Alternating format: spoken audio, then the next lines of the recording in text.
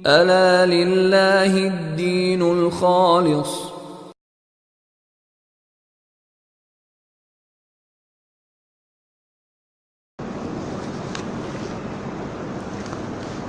نحمدہ و نصلی علی رسولہ الکریم اما بعد فاعوذ باللہ من الشیطان الرجیم بسم اللہ الرحمن الرحیم السلام علیکم ورحمۃ اللہ وبرکاتہ۔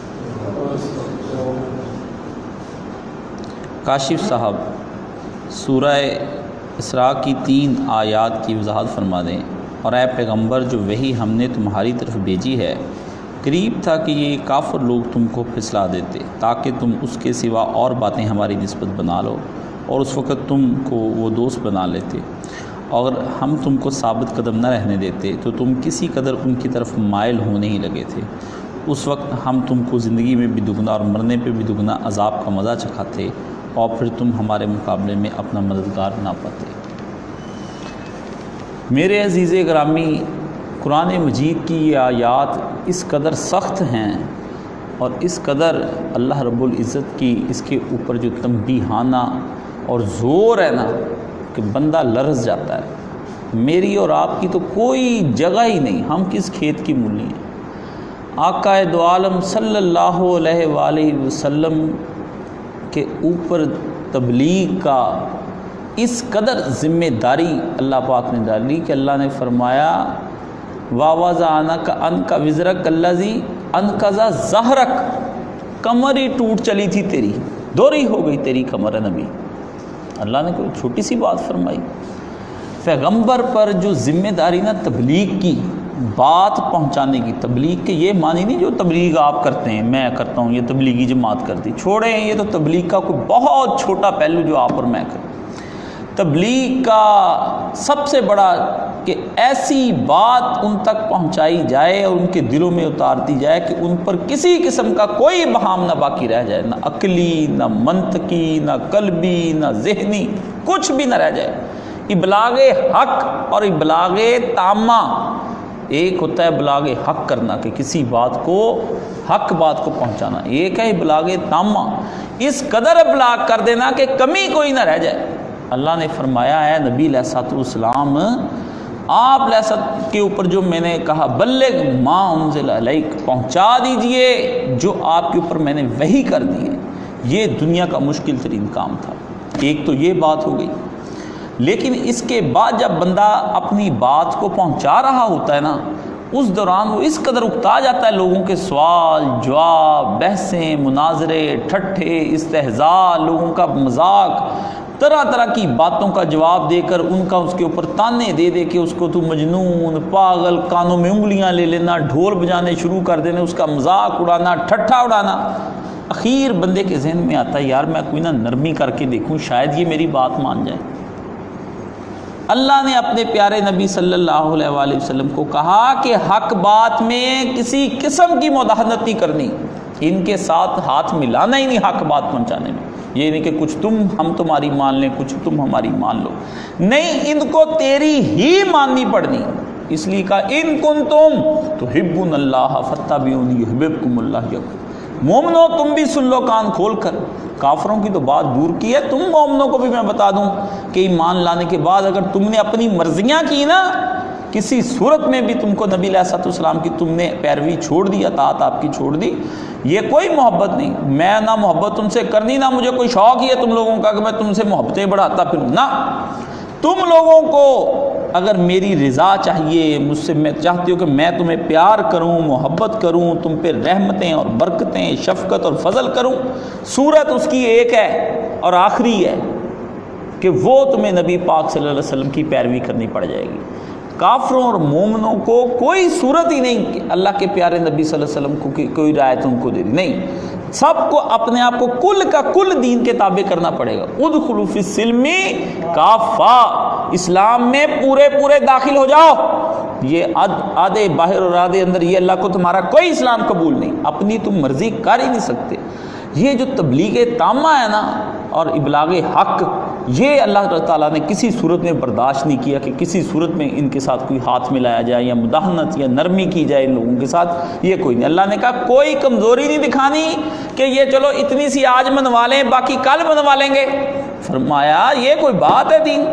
یہ کوئی بچوں کا کھیل تم نے بنایا ہوا ہے جی کہ میں کوئی آج کھیل لیا تھوڑا سا کل کھیل لیا؟ نہیں۔ اور اس میں واضح انداز میں کل یا ایھا الکافرون لا اعبد ما، فیصلہ کن سورہ اللہ پاک نے اتاری کہ یہ تجھ سے کس بات کی امید رکھتے ہیں کہ تیرے ساتھ تیرا دل کہ چلو جی تھوڑا سا ہم یہ ہمارا مان لیں تھوڑا۔ اللہ نے فرمایا توحید پر کسی قسم کا توحید پر ان کے ساتھ کوئی بھی نرمی نہیں ہو سکتی، نہ مذاکرہ ان کے ساتھ ایسا ہو سکتا ہے جس کے اندر کوئی نرمی پیدا کر۔ اس لیے آپ ان کے ساتھ ملیں جلیں، کوئی سماجی روابط آپ نے رکھیں، لیکن اپنے نظریات کے ساتھ کبھی بھی ان کے ساتھ نرمی نہیں آپ کر سکتے، کیونکہ آپ سراپا حق ہے اور یہ سراپا باطل ہے، یہ اللہ پاک نے۔ اور اس میں جو اگلی بات ہے نا وہ سارے کل مسلمین کے اوپر کہ ہم جو لوگ تبلیغ چھوڑ کر اور طریقوں سے اسلام لانے کی کوششوں میں لگ جاتے ہیں نا، یہ احتجاج، یہ دھرنے، یہ ووٹنگ، یہ سب حرام ہے،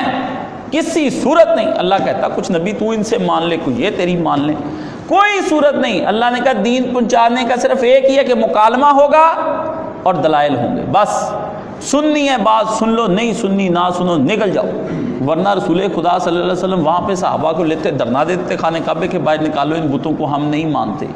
نبی علیہ الصلوۃ والسلام وہاں کوئی احتجاج نہیں، صرف حق بات کی آوازہ بلند کری جاؤ اور ان کو حق بتائی جاؤ۔ اس راہ میں کتنی تمہیں مشکلیں پیش آئیں، تم نے بات سننی ہی نہیں ان کی، بس جو مرضی ہو جائے، چاہے یہ مانے چاہے یہ نہ مانے، تیرا اس کو لستا علیہم بمسیطر۔ اللہ نے فرمایا دروغہ نہیں تو لگا ہوا، وما انت علیہم بوکیل، اور تو ان کے اوپر یہ نہیں کہ تو ان سے تجھ سے پوچھا جائے گا ان کے بارے میں، کچھ بھی نہیں پوچھا جائے گا۔ اللہ تعالیٰ نے فرمایا تیرا کام ہے نبی بتانا اور پہنچانا، اور اس پہ پوری کوشش صرف کر دینی، اور تاکہ ان کے دل اور دماغ میں کوئی ابہام نہ رہ جائے، کوئی مبہم بات نہ آ جائے، اور ان کو کلیئر کٹ آیاتم بینات۔ اللہ نے فرمایا باتیں ان کو وہ بتانی ہیں میری جو کلیئر کٹ ہوں، واضح ہوں، مبین ہو۔ حق جو ہے وہ مبین ہوتا ہے اپنی جگہ پر، لیکن نبی کی جو تشریح والی زبان ہوتی ہے وہ حق کو اور مبین کر دیتی ہے، یعنی وہ نور ہوتا ہے، پھر نور علی نور۔ اس لیے قرآن مجید میں اللہ پاک نے جب بتایا کہ اللہ نور السماوات والارض، وہاں پر اللہ تعالیٰ نے بڑے واضح انداز اللہ نے کہا نور علی نور، ایسا نور کے نور کے اوپر نور چڑھ، ایسی روشنائی واضح دین۔ اس لیے جو لوگ یہ سمجھتے ہیں بھی نہیں ہم حق بات بیان کر لیں، کچھ ان سے قریب کر لیں، پھر ان سے یہ باتیں کریں، یہ کوئی اسلام نہیں۔ اسلام نے کہا سماجی روابط رکھو، کوئی سوشل بائیکاٹ کرنے کا حکم نہیں دیا، لیکن حق بات جو اپنی جگہ پر موجود ہے وہ ویسے ہی بتائی جائے گی جیسی میں نے تجھ کو بتائی، اور ویسے ہی پہنچائی جائے گی جیسے میں نے حکم دیا۔ آپ کوئی نیا راستہ نہیں اپنا اختیار کر سکتے کہ آپ کے میں اس ذریعے سے بتا دوں، نہیں۔ اسی لیے دنیا کے اندر آپ دیکھ لیں کہ رسول پاک کو کامیابی حاصل ہوئی، ان جماعتوں کو کوئی کامیابی حاصل نہیں، مارے کھا رہے ہیں، اپنی مرضی کا انہوں نے اسلام بنایا ہوا ہے جیسے مرضی۔ اس حوالے سے 50 سال 70 سال ہو گئے تحریکوں کو چلتے ہوئے، نتیجہ اس کا کچھ برآمد نہیں۔ کیوں؟ اللہ کے نبی صلی اللہ علیہ وسلم حق صرف یہی نہیں کہ حق پہنچانا ہے، جیسے نبی نے حق پہنچایا ویسے حق پہنچانا ہے۔ یہ جیسے اصلاح کی کوشش جن راہوں سے نبی نے کی ویسے، یہ بدعت ہے سارے حق کے نئے طریقے جو آپ پہنچانے کی کوشش کرتے ہیں۔ منہج نبوی سے ہٹ کر کوئی بندہ بھی حق پہنچانے کی کوشش کرے گا، وہ کتنا ہی اپنی طرف سے معاہد ہو اور سنت رسول کا تابع ہو، وہ بدعت ہی ہے، اس کی کوئی بدعت نہیں مانی جائے گی۔ دین کے اندر ہر شے محمد رسول اللہ صلی اللہ علیہ وسلم کے تابع ہوگی، جو اللہ کا نمائندہ بتائے گا وہی بات مانی جائے گی، جو اللہ کا نمائندہ نہیں بتا رہا آپ جو مرضی اپنا راستہ اختیار کر لیں۔ اس لیے پھر آپ دنیا کے اندر یہ آیات کے اندر اللہ نے فرمایا یہ اتنی بڑی ذمہ داری ہے، یہ اللہ کے رسول سے بات کر کے، یہ اس کے اندر صرف رسول پاک کی طرف نہیں، روئے سخن جو ہے نا، یہ گفتگو کا جو ہوتا ہے کہ چہرہ کسی کی طرف کرنا، اسے روئے سخن کہتے ہیں، روئے سخن رسول پاک صلی اللہ علیہ وسلم کی طرف ہے، لیکن مخاطب اس کے سارے جو ہیں وہ امتی ہیں نبی پاک صلی اللہ علیہ وسلم کے۔ آپ تو ہیں ہی ہیں، بات اس طرح کر کے کی جا رہی ہے، مخاطب آپ سب سے ہوا جا رہا ہے۔ تخاطب ایک الگ چیز ہوتی ہے، روئے سخن ایک الگ چیز ہوتی ہے. اس لیے روئے سخن جو ہے نا ان آیات کے اندر جہاں کہیں بھی آپ قرآن مجید میں پڑھیں گے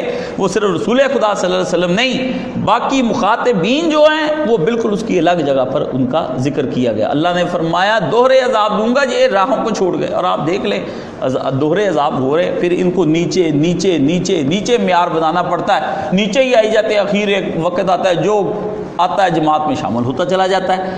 اللہ نے کہا نہیں، معیار ایک ہی رہے گا اور اسی کے معیار پہ جو پورے اتریں گے وہی آگے جائیں گے. اس لیے یہ آیات جو ہیں یہ بتاتی ہیں ابلاغ حق، ٹھیک ہے، حق کا ابلاغ تامہ. اور اس کے بعد پھر اس کے بعد یہ آ جاتی ہے کہ بالکل وہی منہج جو نبی پاک صلی اللہ علیہ وسلم نے اختیار کیا، وہی منہج، اس کے علاوہ کوئی چیز نہیں. اللہ تعالیٰ نے فرمایا تینوں چیزیں حق کے ساتھ. اس کا یہ مختصر میں نے کر دیا، باقی انشاءاللہ کبھی جمعہ آیا تو اس پہ بھی مزید وضاحت کر دیں گے. یہ پھر اللہ تعالیٰ نے ایک دوست پوچھتے ہیں کہ بعد از صحبت غسل کرنے سے پہلے کسی قسم کا ذکر کیا جا سکتا ہے؟ برائے کرم تشفیع فرمائیں. نبی پاک صلی اللہ علیہ وسلم کا طریقہ کار یہ ہوتا تھا. کبھی تو حضرت عائشہ صدیقہ رضی اللہ تعالیٰ عنہ نے فرمایا کہ اللہ کے رسول بعد غسل جلدی سو جاتے تھے، کبھی وضو کر کے سوتے تھے اور کبھی غسل کر کے سوتے تھے. تینوں طریقے رسول پاک صلی اللہ علیہ وآلہ وسلم سے مروی ہیں. تو اس دوران میں آدمی غسل کرنے صحبت کے بعد بھی جو ہے وہ سو بھی سکتا ہے بغیر غسل کیے، اور اس کے علاوہ جب اٹھتا ہے تو پھر اس کے بعد ذکر تو وہ کرتا ہے. تو رسول پاک جب سو جاتے تھے تو ذکر تو کرتے تھے آپ، کیونکہ آپ کا روٹین تھی کہ اٹھتے ہی آپ پھر آسمان کی طرف نگاہ اٹھاتے اور پھر پڑھتے آیات اور الحمدللہ الذی احیانا بعد ما اماتنا والیہ النشور وغیرہ. تو ذکر کیا جا سکتا ہے، آپ ذکر کر سکتے ہیں، جتنا اللہ کا ذکر ہو سکے وہ آپ کر لیا کریں، ٹھیک ہے. باقی یہ ہے کہ قرآن مجید جو ہے نا وہ نہیں آپ پڑھ سکتے. جی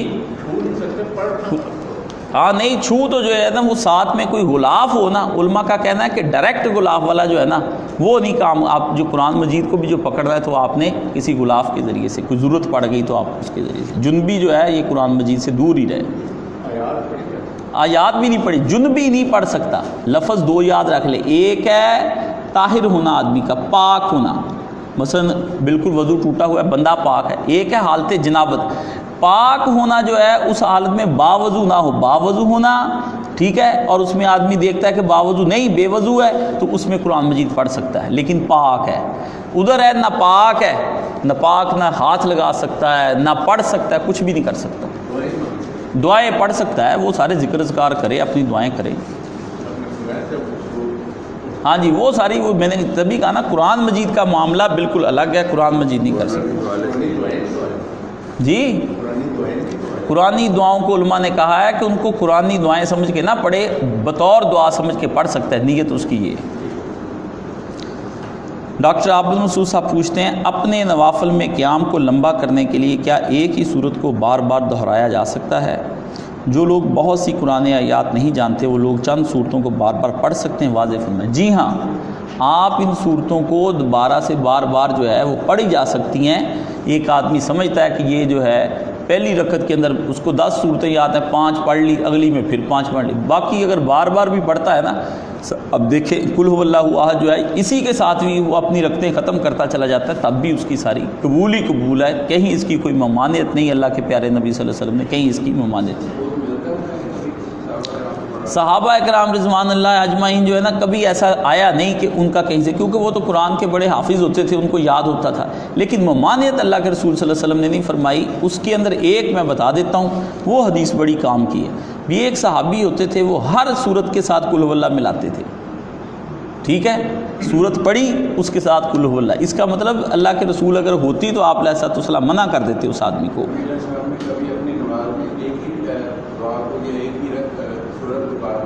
نبی کریم صلی اللہ علیہ وسلم نے کبھی نہیں ایسا ہوا کہ آپ علیہ السلام نے بار بار ایک ہی صورت کو پڑھا ہو. یہ آپ علیہ السلام سے مروی نہیں ہے، ٹھیک ہے نا. باقی آیات کا ہوتا ہے کہ جب آپ پر پھر حالت طاری ہو جاتی تھی تو وہ آیتیں بار بار پڑھتے تھے. تو یہ کبھی آپ علیہ السلام کا نہیں آیا. چونکہ رسول خدا صلی اللہ علیہ وسلم نے اس لیے نہیں یہ پڑھی کہ آپ کو تو قرآن ہی اتنا یاد تھا نا، اتنا تو سارا حفظ تھا. اور آپ کو پتہ ہے آخری وقت عمر میں آ کے نبی علیہ السلام نے آخری سال 2 دفعہ قرآن مجید ختم کیا. سبحان اللہ سبحان اللہ سبحان اللہ. آقا دو عالم صلی اللہ علیہ وسلم کے کیا کہنے. ہیں؟ حضور کا سامع کون ہوتا تھا؟ حضرت جبریل علیہ السلام ہوتے تھے۔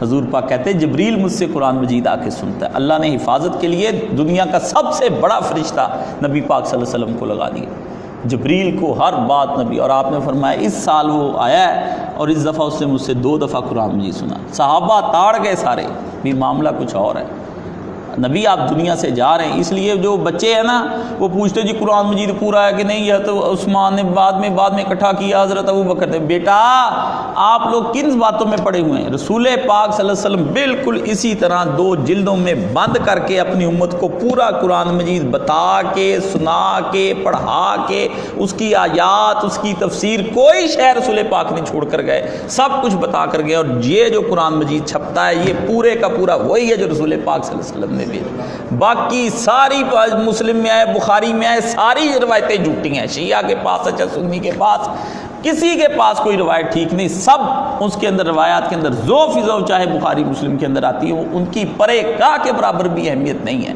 صرف یہ قرآن مجید واحد نبی علیہ السلام کے اوپر ذمہ داری اس کی تھی۔ اگر اللہ نے اسی طرح لے کے جانا تھا قرآن مجید چھوڑ کے، کوئی 2-4 سال، اتنے نبیوں کو 900 سال عمریں دی، نبی پاک کو بھی دے دیتا، جمع ہی ایک دفعہ ہو۔ نو۔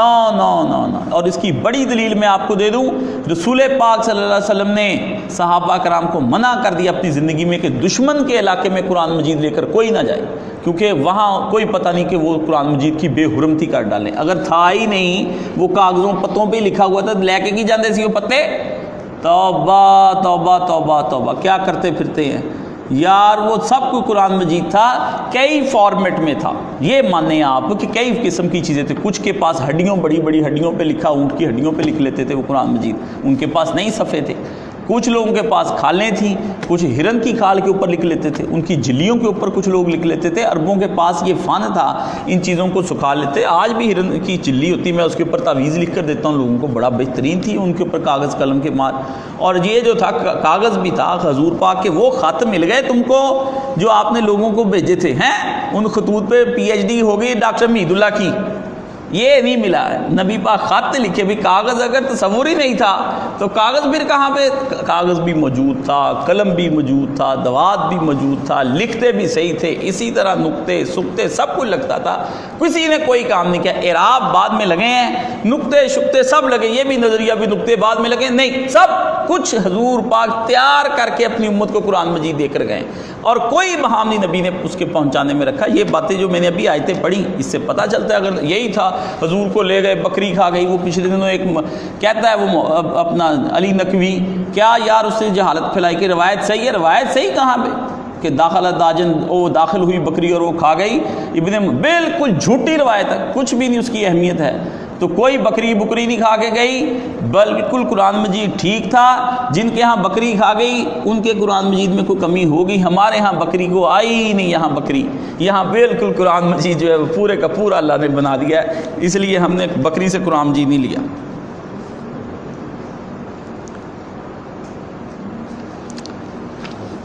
کیا رکوع اور سجدے میں قرآنی آیات پڑھی جا سکتی ہیں؟ اگر نہیں تو کیا انہیں مقامات پر ذہنی سجدہ وغیرہ میں قرآنی دعائیں پڑھی جا سکتی ہیں؟ وضاحت فرمائیں۔ نبی پاک صلی اللہ علیہ وسلم نے کبھی رکوع اور سجود میں قرآن مجید نہیں پڑھا۔ رکوع اور سجود جو ہے نا، یہ دراصل اللہ کی تسبیح کے لیے بنے ہوئے ہیں۔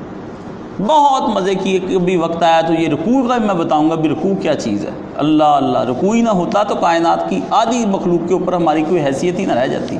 اللہ نے بڑی یہ بنائی ہے۔ برکیف رکوع اور سجود کے اندر آپ تسبیحات کریں، قرآنی دعائیں بہت مانگیں، جتنی آپ کو یاد ہیں وہ مانگ سکتے ہیں آپ۔ ربنا آتینا فی الدنیا، یہ ساری جتنی بھی چیزیں ہیں اللہ رب العزت کے سامنے آپ گڑ گڑائیں، دعائیں مانگیں، ان کے اندر جتنی اپنی زبان میں مانگیں۔ قرآن مجید عربی، فارسی، انگریزی شاعری پڑھیں، اچھے سے اچھے ایسے پیارے حمدیہ اشعار جو اللہ کی جو رحمت کو جوش دلائے نا، وہ اشعار بھی پڑھیں اللہ کے۔ یہ جتنا آپ ہو سکتے ہیں، سجدے رکوع جو ہے نا کمال ہو جاتی ہے، بڑے بلند ہو جاتے ہیں یہ، اور لمبے کریں رکوع۔ یہ چھوٹے چھوٹے رکوع کر کے آپ جلدی جلدی، سارے بندے تنگ پڑے ہوتے ہیں، اس لیے 2-3 دفعہ سبحان ربی اللہ، سبحان ربی اللہ، سبحان رک کر سبحان المالک القدوس سبوہن ہیں و قدوس رب الملائکۃ والروح رب جبرائیل و میکائیل ہیں، یہ پڑھیں اس کے اندر مل السماوات و مل فی الارض، یہ پڑھیں، ٹھیک ہے، لا احصی ثناء علیک، ایسی اللہ تعالیٰ کو جوش دلانے والی باتیں کریں، اللہ میں تیری تسبیح کرنا چاہتا ہوں، میرے پاس یہ بھی کہہ سکتے کہ جب ساری تسبیح ہو جائے، یا اللہ میں نے تسبیح بہت کرنی چاہیے، مجھے یاد ہی نہیں، میں بس تیری اتنی حمد و ثنا کرنا چاہتا ہوں کہ جتنے سے تو راضی ہو جائے، ایسی حمد و ثنا کو قبول و منظور فرما، جو تیرے علم میں ہے اس کے مطابق قبول فرما، جتنا تیرا جلال ہے اتنی حمد و ثنا، جتنا تیرا جمال ہے اتنی حمد و ثنا، جتنا تیرا کمال ہے اتنی حمد و ثنا، جتنا تیرا نوال ہے اتنی حمد و ثنا، یا اللہ جو تیرے علم میں ساری حمد و ثنا، یہ اللہ کے پاس ایسی، پنجابی میں اردو میں کہیں بار بار اچیاں شانہ آلیا، اوے فضل کرنے والیا اور رحم کرنے والیا، وہ بتائی جائے برکتاں دین والیا، ساڈے نال پیار کرنے والیا، سانو روٹی کپڑا دین والیا، سانو مکان دینا، والدین دین والیا، پنجابی میں کری جائے، باتیں تو کرنا سیکھیں، اللہ تعالیٰ سے باتیں کرنا سیکھیں، سارے جہان سے ٹاک شاک تے فلانا تے پیکج تے 5 روپے چ رات تے سر چلو ساری رات، اللہ اللہ اللہ، اپنی زبان میں اپنے اللہ سے باتیں کرنے سیکھیں، ہیں جی، وہ آپ کو باتیں ہوں، آپ ہوں، کوئی راز ہوں، کوئی نیاز ہوں، کوئی گفتگو ہو، میں کہتا ہوں جس بندے کو یہ چاٹ لگ جاتی تو پھر وہ کہتا ہے کہ چھٹتی نہیں ہے، کافر منہ کو لگی ہوئی، پھر اس کا غالب والا وہ معاملہ ہو جاتا ہے، میں کہتا ہوں پھر اس کو بندوں سے باتیں کرنے کو دل نہیں کرتا، وہ اپنے دل میں ہی رونق لگائی رکھتا ہے، اس کے دل میں ہی ایک انجمن ہوتی ہے کہ جس کے اندر وہ بیٹھا باتیں کر رہا ہوتا ہے اپنے رب کے ساتھ، اس کو بندوں سے کوئی لطف نہیں رہ جاتا، اس لیے اہل اللہ کے بارے میں نے پڑھا ہے کہ آخری وقت میں جو ہے نا ان کے اوپر جو کیفیت 2-3 کیفیتیں ہوتی ہیں جس کے اندر وہ چلتے جاتے ہیں، تو پہلی کیفیت تو ان کے اندر ہوتی ہے وہ قلت الطعام، ایک وقت آ جاتا ہے جب ان کے اللہ کی محبت میں وہ روٹی کم کر دیتے ہیں، ختم، روٹی ختم ہونی شروع ہو جاتی ہے، بس ایک مٹھی جو اور پانی، بس اس سے گزارا، یہ ان کا جو ہے نا اللہ کی طرف رغبت سے، پھر اس کے بعد قلت المنام، دوسرا مرحلہ ان کا جاتا ہے وہ کم سونا شروع کر دیتے، اللہ نے فرمایا کہ وہ تو دیکھے گا ان کو کہ رات کو وہ کھڑے ہیں قیاماً و قعوداً، بس اللہ کی بارگاہ میں تہجد کے وقت بہت اٹھتے، قلت المنام، نیند کم ہو جاتی، قلت الانام، لوگوں کے ساتھ میل جول کم ہو جاتا ہے ان کا، کم، آئے ہی نہ میرے پاس کوئی، نہ میں ملنا چاہتا ہوں نہ کوئی آئے، بس ٹھیک ہے جس کو ضرورت ہے کوئی تھوڑی بہت مل گئے، اس کی ضرورت کے تحت مل لیا، اور آخر میں جو لفظ آخری آتا ہے نا وہ تو پھر میں نے بڑے بڑے ولیوں کے بارے میں سنا ہے، قلت الکلام، چپ ہی ہو جاتے ہیں، بس ہر وقت اللہ کے بارے میں غرق۔ حضرت پیر میر علی شاہ صاحب کو خط لکھا علامہ اقبال رحمۃ اللہ علیہ نے کہ میں پہلے بھی گول میز کانفرنس پر گیا تو وہاں پر پورے انگلستان میں میرے جو خطبے تھے ٹائم اینڈ اسپیس پہ وہ میں نے دیے، اس زمانے میں آپ سے کچھ ٹپس لے گیا تھا بات کرنے کے لیے، تو وہ اتنے مقبول ہوئے کہ دنیا جو ہے نا انہوں نے مجھے سر پہ اٹھا لیا۔ اب میں پھر گول میز کانفرنس پہ 32-33 والی جو ہونی تھی ہم نے جانا ہے، تو آپ مجھے نا کچھ ٹپس دے دیں اس پہ۔ جواب میں بابو جی جو تھے نا حضرت قبلہ بابو جی، جن کا ان کے بیٹے حضرت پیر صاحب کے، وہ بھی بڑے اللہ کے ولی تھے، نہیں نصیر الدین تو پوتے ہیں، محی الدین ان کا نام تھا، تو آپ نے اس وقت پھر انہیں خط لکھا کہ ابا جی جو ہے نا حضرت قبلہ سرکار وہ تو استغراق میں چلے گئے، ان کو تو کچھ نہیں پتہ، آنکھ بس کھلی اس طرح، ان کو کوئی نہیں پتہ، نماز کے وقت صرف ان کو دنیا میں ہوش میں آتے وہ تو اس وقت پوچھتے نماز پڑھیں، بس نماز پڑھ لی پھر ادھر ہی، کوئی پتہ نہیں، انہیں حیرت ہو گئی دنیا میں، پتہ نہیں کیا دیکھتے رہتے تھے۔ میرے استاد تھے مولانا عبدالصبور صاحب، اللہ انہیں گری کے رحمت کرے، جنت الفردوس میں جگہ دے، بڑے پیارے تھے، بڑے اچھے اور نیک اور متقی۔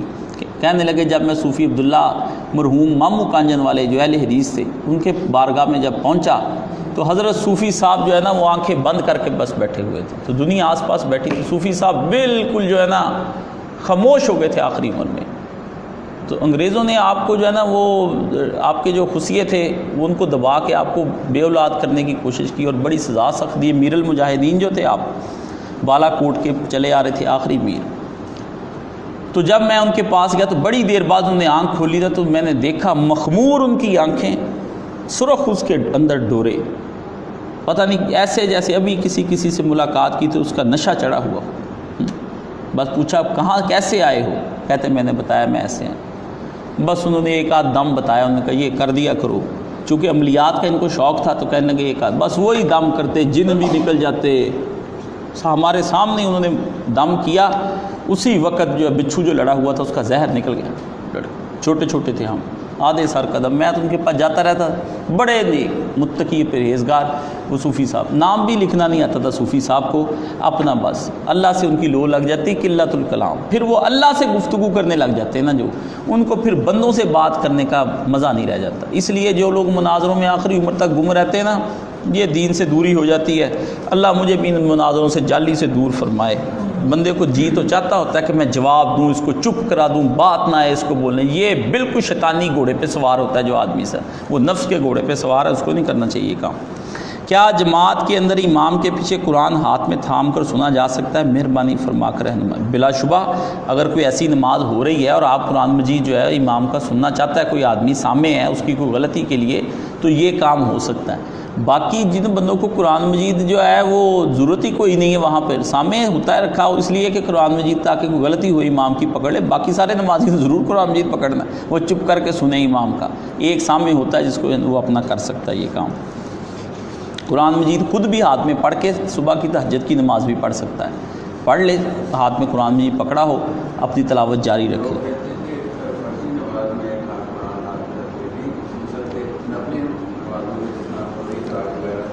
کوئی دلیل اس کی آج تک ڈاکٹر صاحب ملی نہیں، بھی ادھر کیوں نہیں سن سکتے اور ادھر کیوں سن سکتے ہیں؟ حضور علیہ الصلوۃ والسلام کے دور پہ تو کسی کے ہاتھ میں بھی قرآن مجید نہیں تھا، بات تو نبی علیہ الصلوۃ والسلام کے دور کی کہ وہاں کی کوئی دلیل نہیں بھی حضور کے صحابہ کرام پیچھے قرآن، یہ قرآن مجید ضرورتاً جو ہے نا یہ پکڑا جاتا ہے، نہ کہ بطور تبرکن پکڑا جاتا ہے۔ لوگوں کو تبرکن اور ضرورتاً کا احساس نہ ہو سکا کہ کوئی یہ تیمناً جو ہوتا ہے نا کوئی شے کہ اس کو آپ دیکھتے ہیں کہ برکت کے طور پہ پکڑا ہوا ہے، وہ اور چیز ہے۔ ایک ضرورت ہے وہ دیکھتا ہے بھی پیچھے پیچھے قاری صاحب کی کوئی غلطی نہ ہو، وہ کہے یار آج میں نے لمبی صورت پڑھنی ہے تو غلطی نہ ہو اس میں دیکھ لیتے، ضرورتاً ہو سکتا ہے۔ السلام علیکم، کیسے ہیں؟ الحمدللہ۔ سوال یہ تھا کہ جیسا آپ کو معلوم ہے کہ سعودی عرب میں پاکستان والے 40 سال سے کم عمر لوگوں پر اکیلے عمرے جانے پر پابندی کی، تو کیا جس کی کوئی مجبوری ہو، مالی طور پر بچے چھوٹے، اکیلے جانا کہ وہ جھوٹا محرم بنا کر جا سکتا ہے؟ انا للہ و انا الیہ راجعون۔ کس بات کی مجھ سے آپ اجازت لے رہے ہیں؟ صبر کر جائیں، کوئی بات نہیں، اتنی بے قراری نہیں، 40 سال کے ہو جائیں، کہیں نہیں، انشاءاللہ اگر عمرہ حج آپ کے نصیب میں ہوا تو اللہ تعالیٰ ضرور آپ کو کروائیں گے۔ اگر آپ کی نیت سچی ہوئی، ایسا سبب بنائیں گے کہ آپ کی بیوی یا والدہ آپ کو اتنی استطاعت دے دیں گے کہ آپ جائیں گے۔ لیکن 2 نمبری نہیں کرنی، حکومت وقت کے انتظام کو خراب نہیں کرنا، اپنے شوق کو قوانین کے ہمیشہ تابع رکھنا ہے۔ عقیدت، شوق، لگن، محبت، پیار، یہ سب کے سب جو آپ کا جنون جو ہے یہ آپ کا قوانین کے تابع ہونا چاہیے۔ اور سعودی عرب میں بھی جب وہاں وہ کہہ دینا کہ آپ نہیں کر سکتے حج، تو بالکل وہاں کے لوگوں کو نہیں کرنا چاہیے۔ پہلے میں اس طرح کی چیزوں کو فضول سمجھتا تھا، لیکن جب میں نے خود حج عمرے کیے، میں وہاں پہنچا، میں نے حالات کا جائزہ لیا، اس پہ خوب غور و فکر کی، اس کے بعد میں نے سمجھا کہ میرے استاد مولانا محمد اسحاق مرحوم رحمۃ اللہ علیہ کا فتویٰ بالکل ٹھیک تھا کہ سعودی حکومت ہو یا پاکستانی حکومت، ان کے قوانین کی بھرپور پابندی کرنی چاہیے، اور جو یہ کہتے ہیں وہ کرنا چاہیے اور ویسے ہی چلنا چاہیے، ورنہ کام خراب ہو جائے گا۔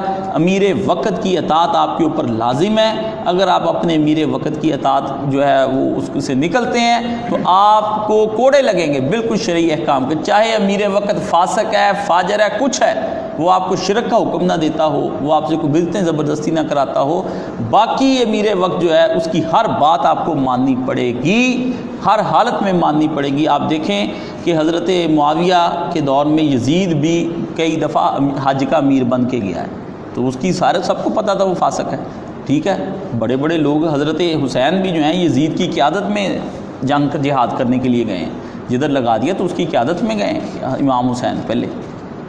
میری باتیں سن کے دل ہی ٹوٹ جاتا ہے آپ سب کا، اب یہ کی ہو گیا، اسی طرح وچوں ہور گل کڈی ہوئی سگی، یہ ٹوٹ ہی جانا چاہیے، کیونکہ نا مجھے پتہ ہے بندے گھبرا جاتے ہیں، گھبرانا، اطاعت بہت بڑی چیز ہے، بالکل ان حکومتوں کے خلاف احتجاج جو کرتے ہیں یہ سارے حرام ہیں، کئی صورت ان کے ساتھ آپ کو احتجاج وغیرہ، قوانین کو مانیں۔ آپ کے پاس اللہ نے ایک طریقہ کار دیا ہوا ہے کہ آپ اس طریقے کے ذریعے سے لوگوں کو چینج کر سکتے ہیں، وہ تبلیغ کا طریقہ بالکل نہیں ہو سکتا۔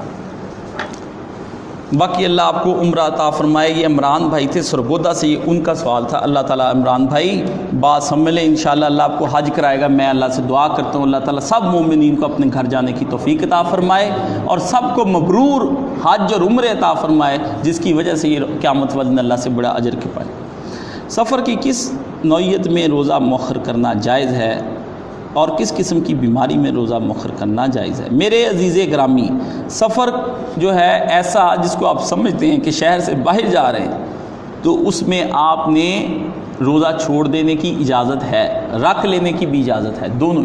نبی پاک صلی اللہ علیہ وسلم ایک سفر پر گئے، وہاں پہ کچھ صحابہ نے رکھا ہوا تھا روزہ، کچھ نے نہیں رکھا ہوا تھا، تو وہ صحابہ جب وہاں گئے تو وہ تو نڈال ہو کے سارے گر گئے۔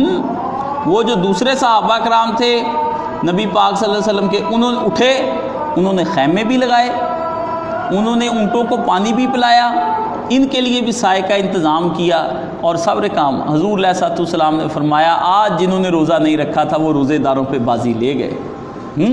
تو سفر میں دونوں طرح کی گنجائش ہے، اپنی ہمت دیکھ لے کہ کیسا وہ سفر کر رہا ہے اس کے اندر، لیکن کوشش یہی کرے کہ جو ہے نا زیادہ بہتر یہی سمجھا گیا کہ نہ ہی رکھے سفر کے دوران، بالکل کوئی ایسا بعد میں ٹوٹ جائے یا اس طرح طبیعت خراب ہو جائے، بہتر ہے آ کے بعد میں پورا کر لے۔ اللہ تعالیٰ آپ کو روزے رکھنے کی توفیق عطا فرمائے۔ بیماری ایسی کہ جس میں آپ دیکھتے ہیں کہ میں کمزور اور لاغر ہو جاؤں گا، ٹھیک ہے نا، تو باقی بھائی بیماری فلو ہی ہو جائے نا تو وہی بندے کی مت مار دیتا ہے، ٹھیک ہے۔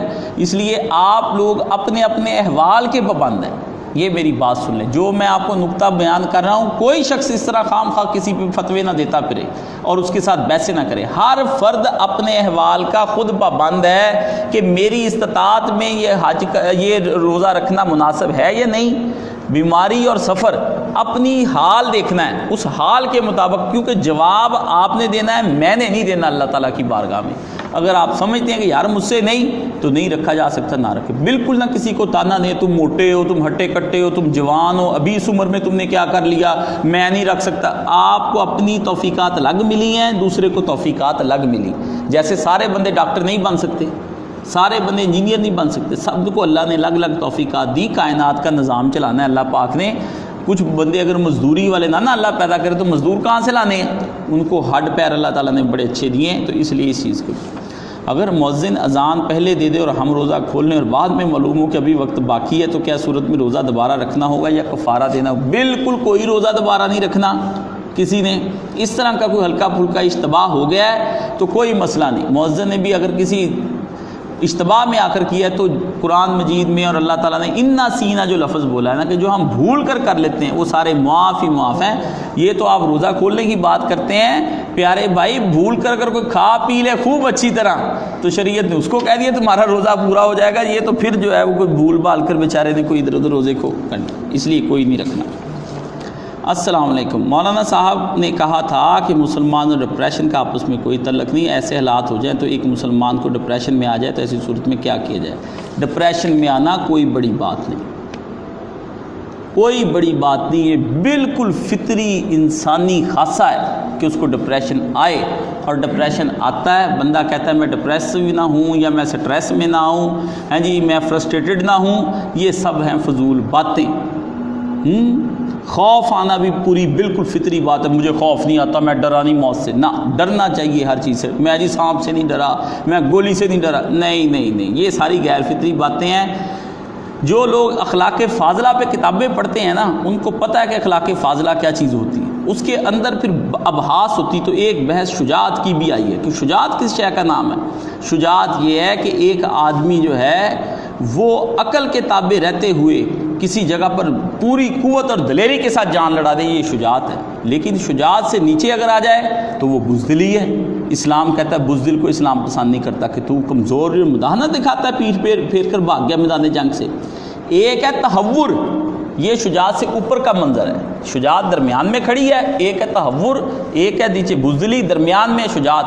تہور یہ ہے کہ خام خواہ دیکھا تھا والا چل جنگ کے اندر کود گئے، گولیاں چل رہی میں اٹھ کے دیکھنا میں جا رہے ہیں بہادر بن کے، یہ تہور ہے۔ اسلام نے کہا ایسی بھی جو تہور کر کے کام کرتا ہے یہ اتنا اس نے خود خودکشی کی ہے، یہ خود اپنی جان لے لی اس نے اپنے آپ کو۔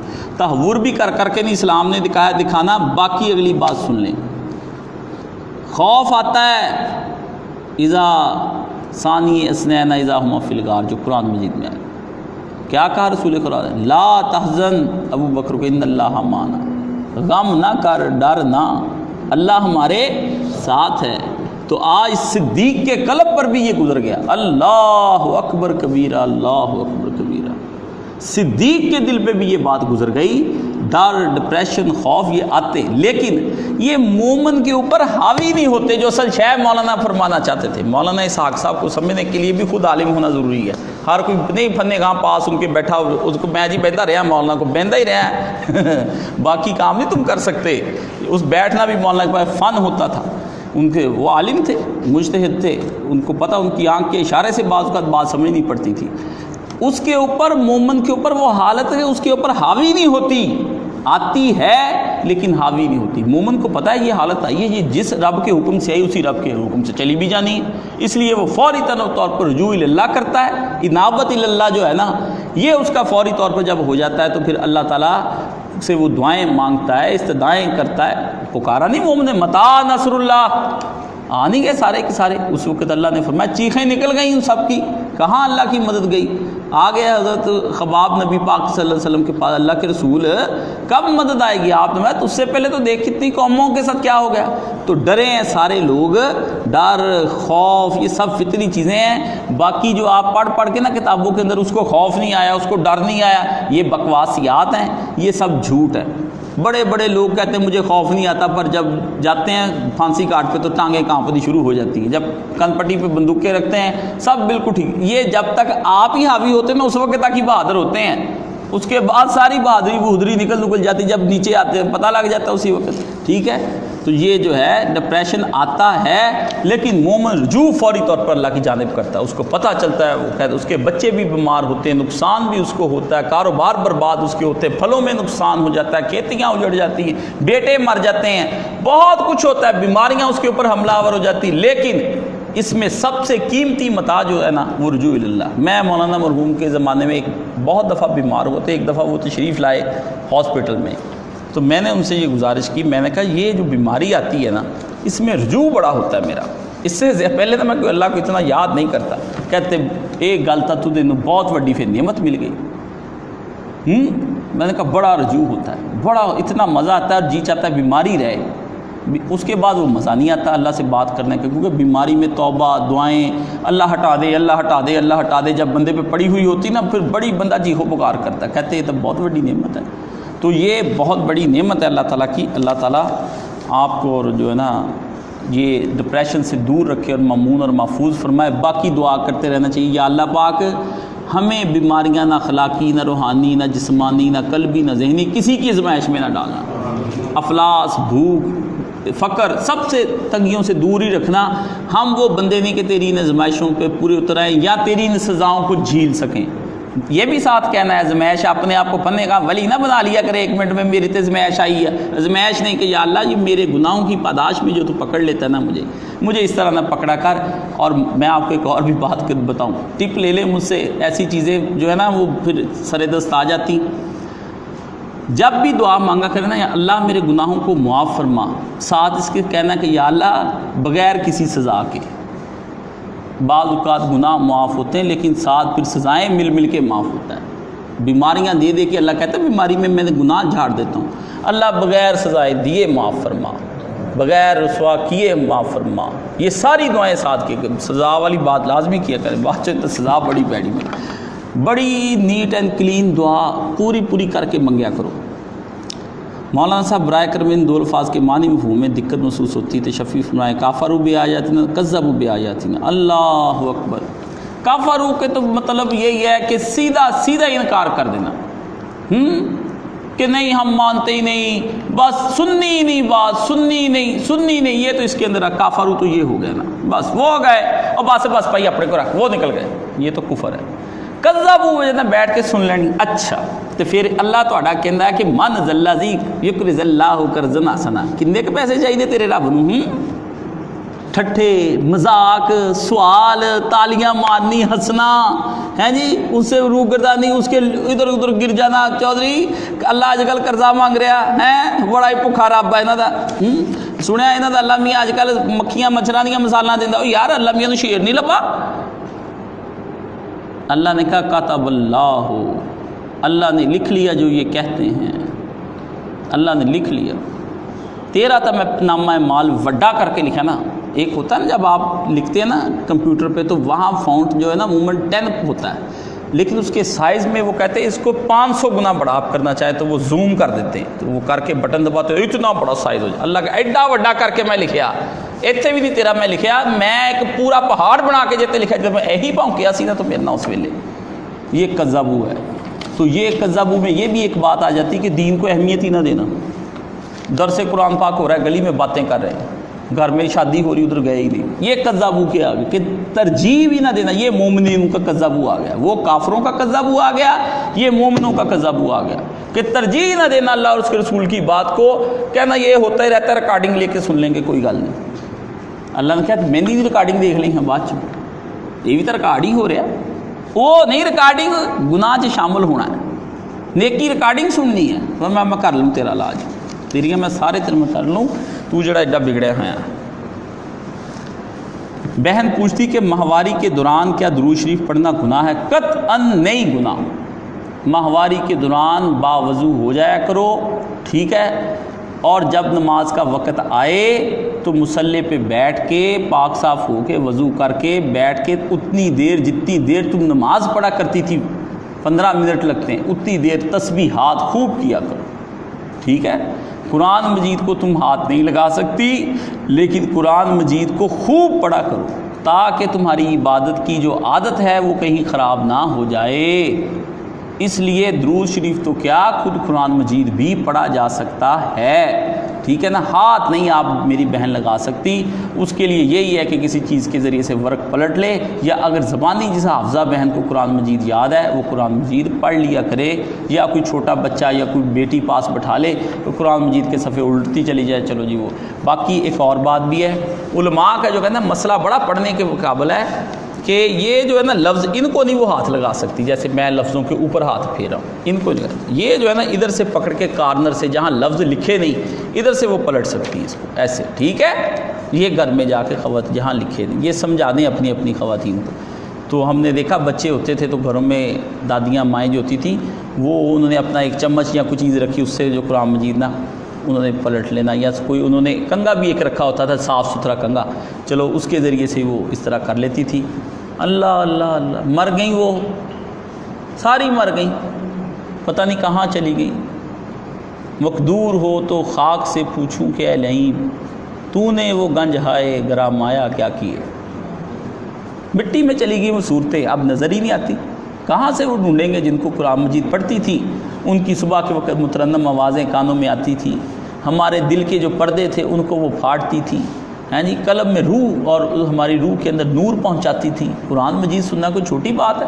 پھر ماں کے منہ سے قرآن مجید سننا، ماں قرآن مجید پڑھ رہی ہو، وہ کوئی چھوٹی بات ہے؟ اللہ اللہ اللہ، کیا اس بچے کے کہنے اور کیا اس ماں کے کہنے، ماں کی آواز کے اندر جو سرور ہے وہ ایسے ہی ہے جیسے نبیوں کی آواز کے اندر کی وہ بات اندر پہنچتی، کیونکہ باپ کا قرآن پڑھنا بالکل، ماں کا قرآن تو بالکل ہی الگ ہے، وہ تو جب اس کے پاس بیٹھا کریں۔ میں اپنی والدہ مرحومہ اللہ نے جنت الفردوس میں جگہ عطا فرمائے، کروٹ کروٹ جنت دے اور اس کی قبر کو وسیع اور منور فرمائے، میں ان کے پاس بیٹھ کر بہت قرآن مجید سنتا تھا۔ میری جب حالت خراب ہو جاتی تھی تو میں دنیا کے غموں میں ست جاتا تھا یا بیمار پڑ جاتا تھا تو وہ مجھے دم بھی کرتی قرآن مجید پڑھ کے اور سناتی تھی قرآن، تو ہم نے پاس لیٹے رہنا، نانی امی سے قرآن سننا، دادی امی سے قرآن سننا، ماں سے قرآن مجید سننا۔ اب بھی جو ہے نا موقع ملتا ہے تو اپنی خالہ جو ہے اس سے، کیونکہ وہ ماں جیسی ہے، کل ہی ان کا فون آیا تھا تو ان سے میں نے کہا تھوڑا سا قرآن ہی سنا دو، ماں کی آواز تم سے ملتی جلتی ہے۔ تو یہ چیزیں ساری بندے کو سرور والی، اب کہاں چلی گئی وہ مائیں ذکر کرنے انہوں نے صبح صبح، تو اللہ تعالی ہمیں وہ مائیں لوٹا دے یا اللہ، تاکہ پاک صالح نسلیں ہماری آ سکیں۔ اس لیے میری بہن جو ہے وہ یہ سارے کام کر سکتی ہے۔ اللہ تعالی ہمیں ان دین کی تمام باتوں کو سمجھنے کی، پڑھنے کی، ان پر عمل کرنے کی توفیق عطا فرمائے۔ آپ لوگ جو دین کی فقاہت کے لیے اور تفقہ فی الدین کے لیے یہاں پہ اکٹھے ہو جاتے ہیں نا، آپ اپنے آپ کو معمولی نہ سمجھیں، فرشتوں نے آپ کو اس وقت گھیر لیا ہوا ہے، عرش الہی تک آپ کی بالکل آپ کا ایک ایک لمحہ نوٹ کر کے وہاں اللہ کی بارگاہ میں پہنچ رہا ہے، لائیو سیشن چل رہا ہے اللہ کے ہاں اس وقت آپ کا، بالکل آپ صاحب، میں ادھر کھڑا میرا بولا جانا آپ کا جیسے ٹی وی پہ بالکل آپ اس وقت اللہ کی بارگاہ میں آپ کی ٹی وی وہاں موجود ہے اور آپ کو دیکھا جا رہا ہے جس حالت میں آپ بیٹھے ہیں، جو آپ کے دل اور قلب پہ گزر رہی وہ بھی سارے خیالات ساتھ ساتھ اوپر ٹائپنگ آ رہی. آپ دیکھیں نا نیچے ٹریکر چل رہا ہوتا ہے نا، آپ کے ٹریکر چل رہے نیچے سارے، سب کے دل کے اندر جو آ رہا ہے کہ ختم کریں یا بیٹھیں یا اور مزہ آ رہا ہے یار آج بڑی بات ہے، یہ سب ٹریکر نیچے آپ کے سارے چلے آ رہے ہیں، اوپر آپ کی آوازیں سب سنائی دے رہی ہیں میری اور آپ کی. اللہ تعالیٰ تو ہم اپنی بارگاہ میں ہمیں قبول و منظور فرما لے. ہمارے یہ دین سیکھنا، یہ نہ بتانا سیکھنا، یہ کیا ہے؟ تیری بارگاہ میں اس طرح کی چیزیں تو عام پیش ہوتی رہتی ہیں، لیکن تو اگر چاہے زہ عز و شرف گارک قبول افتاد، اگر تو قبول کرے زہ عز و شرف، تو یہ ہمارے لیے بہت بڑی عزت اور شرف والی بات ہوگی اگر تو نے قبول کر لی یہ ساری چیزیں. اللہ تعالی ہماری چیزوں کو قبول و منظور فرمائے. سبحان اللہ والحمد للہ ولا الہ الا اللہ واللہ اکبر ولا حول ولا قوۃ الا باللہ العلی العظیم. اللہم صلی علی محمد وعلی آل محمد کما صلیت علی ابراہیم وعلی آل ابراہیم انک حمید مجید. اللہم بارک علی محمد وعلی آل محمد کما بارکت علی ابراہیم وعلی آل ابراہیم انک حمید مجید. الہی ہمیں وہ ہر خیر عطا فرما دے جو نبی پاک صلی اللہ علیہ وآلہ وسلم کو عطا فرمایا، اور ہر اس شر سے بچا لے جسے آقا دو جہاں صلی اللہ علیہ وآلہ وسلم کو مامون اور محفوظ فرمایا. الہی بیماروں کو شفا عطا فرما، گم شدگان کو اپنے گھروں میں واپس لے آ، قرض داروں کو قرض سے نجات عطا فرما دے. جو لوگ جن کے پاس رزق کے اسباب نہیں ان کو رزق کے اسباب عطا فرما، جن کے پاس اسباب ہیں ان کو حلال طیب پاک وسیع رزق عطا فرما، اور پاک راہوں میں خرچ کرنے کی توفیق عطا فرما. اسراف سے مامون اور محفوظ فرما، پاکستان کی حفاظت فرما. اللہ اس کو استحکام عطا فرما، اللہ اس کے اندرونی بیرونی خلفشار کو سے اس کو مامون اور محفوظ فرما. یا الہی ہماری نسلوں کی حفاظت فرما، ہر جگہ پہ جہاں مسلمان ہیں ان کی نصرت فرما. یا الہی جن تک جو مر چکے دنیا سے ان سب کی مغفرت فرما. یا الہی ہمارے پیارے نبی صلی اللہ علیہ وسلم کے دین کا بول بالا فرما. الہی اسلام کے جھنڈے کو لہرا اور پوری دنیا مشرق و مغرب میں آقا دو عالم صلی اللہ علیہ وسلم کی نعت پڑھنے والے، آپ کے درود پڑھنے والوں کی تعداد کو بڑھا. اللہ بیت اللہ شریف کی حفاظت فرما، اللہ بیت اللہ شریف کی زیارت سب کو نصیب فرما. اللہ قرآن مجید کو ہمارے دلوں پر کھول دے، اور رمضان شریف میں جو ہم نے عبادات کی، مالی بدنی روحانی جسمانی جس قسم کی عبادات کی، سب کو قبول و منظور فرما. دیے صدقوں کو قبول فرما، کیے ذکر کو قبول فرما، پڑھی نمازوں کو قبول فرما، تلاوت قرآن کی قبول فرما. یا الہی جو دعائیں ہماری ضرورت کی سب مانگ لیں، کچھ بھول گئے، کچھ یاد ہے، کچھ نہیں یاد، پر تیرے علم میں سارا کچھ ہے. ہماری ہر طرح کی احتیاج کو خود ہی ہم اپنی بارگاہ سے پورا فرماتا رہے، اور ہمیں ہر طرح کی پریشانیوں سے مامون اور محفوظ فرما. صلی اللہ تعالیٰ علی حبیب خیر خلق محمد وآلہ وصحبہ اجمعین برحمتک یا ارحم الراحمین. آمین.